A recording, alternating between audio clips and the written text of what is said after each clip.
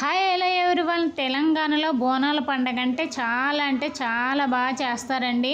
ఈ తెలంగాణలో బోనాల జాతర గురించి చాలామందికి తెలియకపోవచ్చు.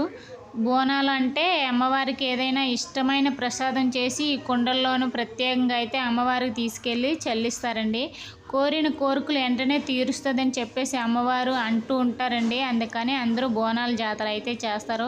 ఫైనల్గా మేము కూడా ఈ సంవత్సరం బోనాల జాతర అయితే చేద్దామని చెప్పేసి 2 కుండలు అయితే తీసుకొచ్చి దానికి పసుపు కుంకుమ బొట్టులు పెట్టి ప్రసాదం అయితే తయారు చేశానండి. ఈ బోనము ఎవరు పెడితే వాళ్ళు పెట్టుకెళ్ళి అమ్మవారికి అయితే చెల్లించకూడదండి. అమ్మవారికి ఆడపిల్లే చెల్లించాలి అని చెప్పేసి అందరూ అంటూ ఉంటారు. అందరూ అనడం కాదండి, పురాణ కాలం నుంచి పాటించే ఆచారము.